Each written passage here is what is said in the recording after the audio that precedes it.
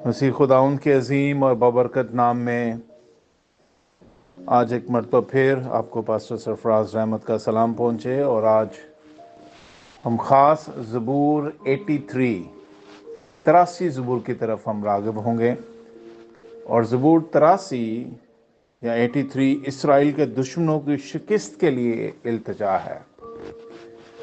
यानी ज़मीन पर जिसको खुदा ने अपना नाम कौम को देकर रखा हुआ है, उसके खिलाफ कौमें उठ खड़ी हुई हैं। और खुदा का बंदा आसिफ, जो खुदा के रूह की हदायत से दुआ करता हुआ और खुदा से इल्तिजा करता हुआ नजर आता है कि कौमें हमारे खिलाफ उठ खड़ी हुई हैं।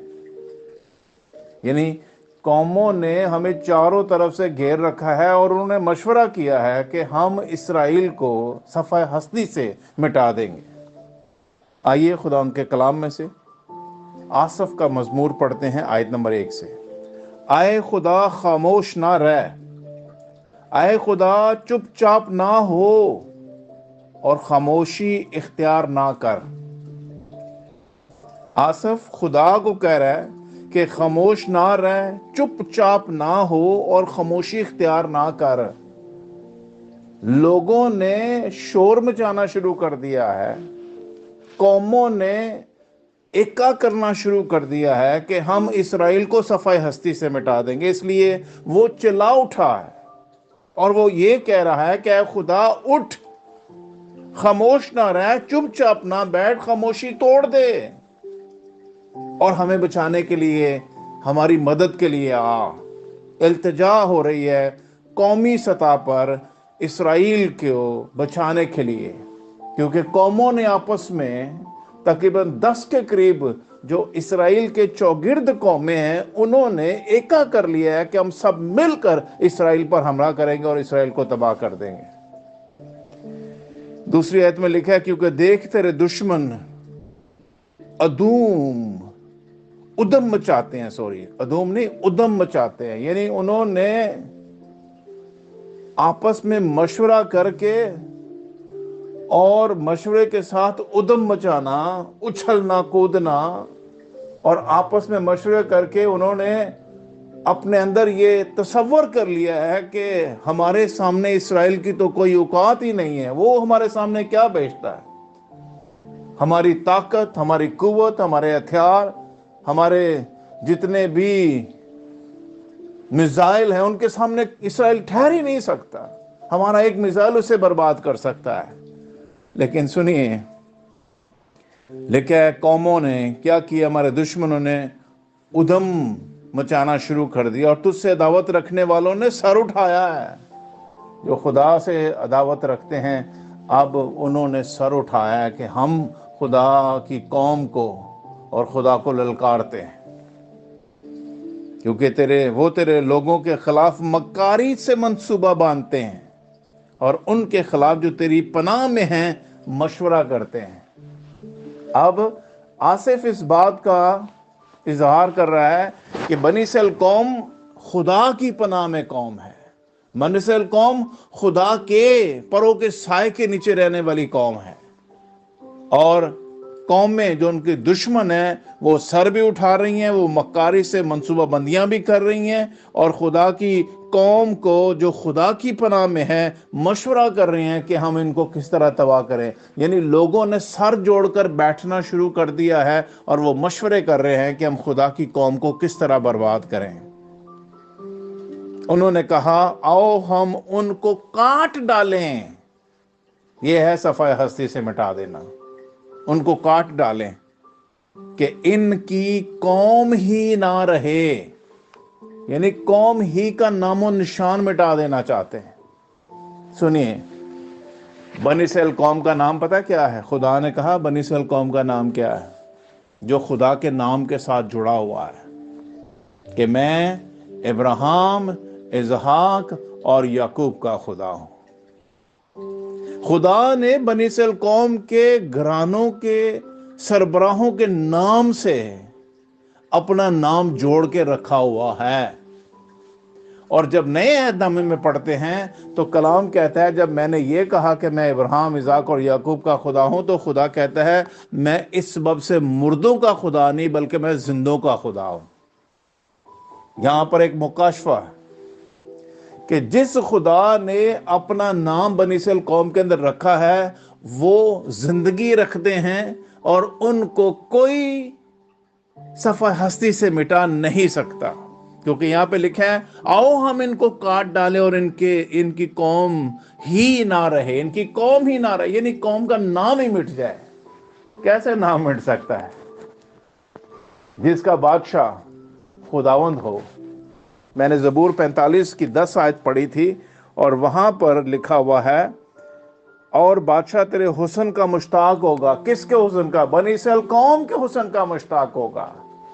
خدا نے بنی اسرائیل قوم کو اپنا بیٹا بنا کے رکھا ہوا ہے، خدا نے بنی اسرائیل قوم کو اپنی قوم بنا کے رکھا ہوا ہے، خدا کا پلوٹا ہے بنی اسرائیل۔ اور کیسے خدا اپنے پلوٹے پر ہاتھ چلانے کے لیے پرمیشن دے سکتا ہے کسی کو؟ نو اینڈ نیور، ایسا ہو ہی نہیں سکتا۔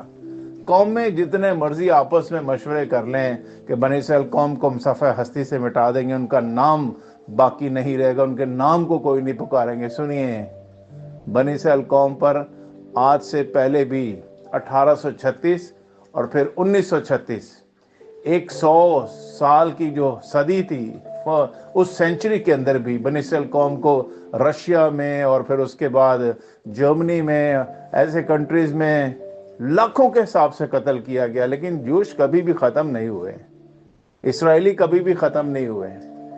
اور میں بھی ہسٹری چیک کر رہا تھا تو وہاں پر یہ کہہ رہے تھے کہ ان کی تعداد لاکھوں میں پھر بڑھ گئی، یعنی خدا نے انہیں پھر برکت دی، اور جتنے قتل ہوئے تو ان سے کہیں زیادہ ڈبل پورشن میں دوبارہ خدا نے انہیں بلیس کر دیا۔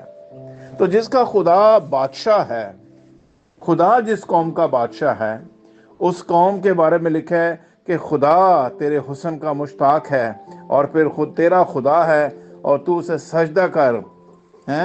خدا جس قوم کا خدا ہے اور جس قوم کو خدا اپنا نام دیتا ہے وہ کیسے ختم ہو سکتی ہے؟ سوال ہی نہیں پیدا ہوتا۔ اور یہاں 5ویں آیت ایک اور غور طلب بات ہے، کیونکہ انہوں نے ایکا کر کے آپس میں مشورہ کیا ہے کہ وہ تیرے خلاف عہد باندھتے ہیں۔ کس کے خلاف؟ خدا کے خلاف بھی عہد باندھ رہے ہیں، یعنی نہ صرف بنی اسرائیل قوم کے خلاف بلکہ بنی اسرائیل قوم کے بادشاہ کے خلاف بھی۔ اور بنی اسرائیل قوم کا بادشاہ روحانی طور پر خدا ہے جو ان کو لیڈ کر رہا ہے۔ ہاللیلویہ۔ اور وہ قومیں کون سی ہیں؟ 6 آیت سے لکھا ہے 10 کے قریب قومیں جو اس کے خلاف کھڑی ہوئی ہیں، جنہوں نے آپس میں مشورہ کیا ہے۔ وہ کل بھی اسی طرح مشورہ کرتے تھے اور آج تک ختم نہیں کر سکے اسرائیل کو، اور وہ آج بھی اسی طرح کا مشورہ کر کے اور ایکا کر کے بیٹھے ہوئے، اور اسرائیل پر لاکھوں کے حساب سے، میں پچھلے دنوں نیوز دیکھ رہا تھا کہ میزائل داغنے کا پلان بنا چکے ہیں۔ لیکن ہاللیلویہ، میں زبوروں کے ایک دن مطالعہ کرتے کرتے ہی ایک جگہ ایسی پہنچا جہاں پر مجھے بائبل مقدس سے پتا چلا کہ دنیا کے آئرن ڈوم جو ہیں وہ ابھی بنے ہیں، لیکن خدا نے بنی اسرائیل قوم کے لیے پہلے سے آئرن ڈوم بنا کے رکھا ہوا ہے۔ آئرن ڈوم پتہ کیا ہوتا ہے؟ وہ جو قوموں کے خلاف آنے والے میزائل کو روک سکے، اس کو آئرن ڈوم کہتے ہیں۔ اور خدا کا آئرن ڈوم کیا ہے؟ خدا اپنے فرشتوں کو بھیجتا ہے جو لاکھوں اور جو لاکھوں کے حساب سے، کروڑوں کے حساب سے خدا کے فرشتے ہیں۔ خدا ان کو بھیجتا ہے کہ جتنے بھی تیر، جتنے بھی راکٹ، جتنے بھی لانچر بنی اسرائیل قوم کی طرف آئیں گے، خدا کے فرشتے ان کو اپنے ہاتھ میں پکڑ کے بالکل بجھا دیں گے اور ان کی طاقت ہی ختم ہو جائے گی۔ بتائیے، دنیا کے آئرن ڈوم فیل ہو جائیں گے۔ پچھلے دن ایک اور نیوز میں نے دیکھی تھی کہ جب ایک ساتھ 5000 یا 5 لاکھ کے قریب کہتے ہیں کہ یہ راکٹ لانچر کیے جائیں گے، ان کے خلاف کیے جائیں گے، تو پھر یہ ان کا آئرن ڈوم بھی کام نہیں کرے گا۔ بھائی، یہ زمینی آئرن ڈوم کام کرنا چھوڑ دے گا، لیکن آسمانی آئرن ڈوم جو خدا کے فرشتے ہیں وہ کبھی خدا ان کی قوم کو کبھی نہیں چھوڑیں گے۔ ہاللیلویہ۔ اور یہاں پہ لکھا ہے ہم اس کو کاٹ ڈالے، بنی اسرائیل قوم کو کبھی نہیں کٹ سکتی بنی اسرائیل قوم۔ یہاں پہ قوموں کے نام لکھے ہیں، لکھا ہے یعنی ادوم کے اہل خیمہ اور اسماعیلی، مواب اور ہاجری یعنی ہاجرہ کے بیٹے، جبل اور امون، امالیک، فلسطین، سور کے باشندے، اسور بھی ان سے ملا ہوا ہے، انہوں نے بنی لوط کی کمک کی ہے، تو ان سے ایسا کر جیسا مدیان سے۔ اب خدا کا بندہ آصف نامی آیت میں کہہ رہا ہے کہ تو ان سے ایسا کر کہ جیسا آپ نے مدیان سے اور جیسا وادی فیسون میں اور سیر اور یابین سے کیا تھا۔ پھر آیت نمبر میں 13 پڑھتا ہوں، اے میرے خدا ان کو بگولے کی گرد کی مانند بنا دے، جیسے ہوا کے آگے ٹنڈل، اس آگ کی طرح جو جنگل کو جلا دیتی ہے، اس شعلہ کی طرح جو پہاڑوں میں آگ لگا دیتا ہے۔ تو اسی طرح اپنی آندھی سے ان کا پیچھا کر اور اپنے طوفانوں سے ان کو پریشان کر دے۔ کن کو؟ بنی اسرائیل قوم کے دشمنوں کو۔ اور اے خداوند ان کے چہروں پر رسوائی طاری کر، تاکہ وہ تیرے نام کے طالب ہوں، وہ ہمیشہ شرمندہ اور پریشان رہیں، بلکہ وہ رسوا ہو کر ہلاک ہو جائیں، تاکہ وہ جان لیں کہ تو ہی جس کا نام یہوہ ہے تمام زمین پر بلند و بالا ہے۔ ہاللیلویہ، تمام زمین پر بلند و بالا ہے، تیرے سوا کوئی معبود نہیں، تیرے سوا کوئی خدا نہیں جو قوموں کا خیال رکھ سکے۔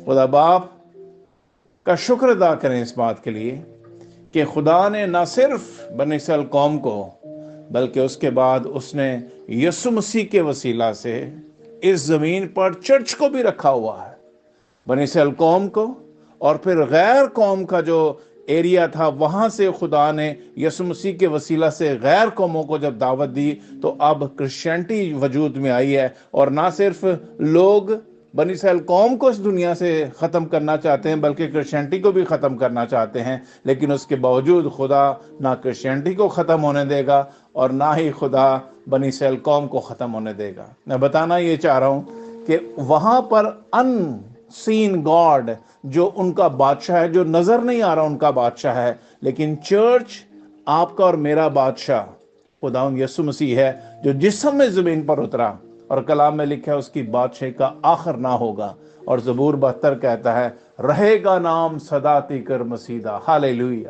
اور جو ہمارا اسرائیلی بادشاہ، جو خدا کا بیٹا یسوع مسیح چرچ کا بادشاہ ہے، وہی اسرائیل کا بھی بادشاہ ہے، اور وہی جو ہے وہ چرچ کا بھی بادشاہ ہے، کیونکہ یسوع کی صلیب کے اوپر لکھا گیا تھا یسوع مسیح ناصری جو اسرائیل کا بادشاہ ہے۔ ہاللیلویہ، یہ اسرائیل کا بادشاہ ہے۔ ہاللیلویہ، او ربا شندالا ربا، یہی چرچ کا بھی بادشاہ ہے۔ نہ اسرائیل قوم کبھی ختم ہو سکتی ہے اور نہ کبھی چرچ ختم ہو سکتا ہے، کیونکہ ان دونوں کا خدا صرف ایک ہی خدا ہے جس کا نام ہے یہوہ پاک خدا۔ ہاللیلویہ۔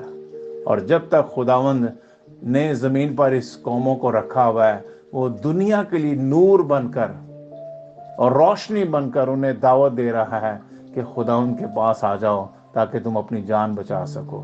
میرے بہنوں اور بھائیوں، آج ابلیس مختلف طریقوں سے چرچ کو اور بنی اسرائیل قوم کو نقصان پہنچانے کے لیے، کیونکہ یہ خدا کی قومیں ہیں، ان کو نقصان پہنچانے کے لیے وہ حتی الوسع کوشش کر رہا ہے، لیکن میں آپ کو بتانا چاہتا ہوں خدا کبھی بھی ایسا نہیں ہونے دے گا، کیونکہ خدا نے اگر چرچ کو یا بنی اسرائیل قوم کو زمین پر رکھا ہے تو صرف اس لیے رکھا ہے تاکہ ہمارے وسیلہ سے خدا اس تاریک دنیا کو اس کی تاریکی سے نکال کر روشنی میں داخل کر لے۔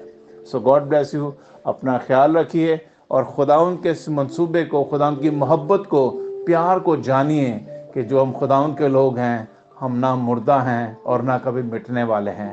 خدا ہمیں ہمیشہ اپنا نام دے کر زندہ رکھنے والا ہے۔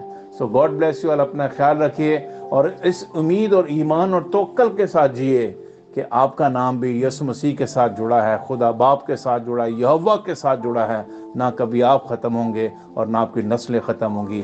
جیسے خداوند ہمیشہ زندہ ہے، ویسے آپ بھی اور خداوند کی قومیں بھی زندہ رہیں گی۔ آمین and God bless you all. اپنا خیال رکھیے۔ Bye bye.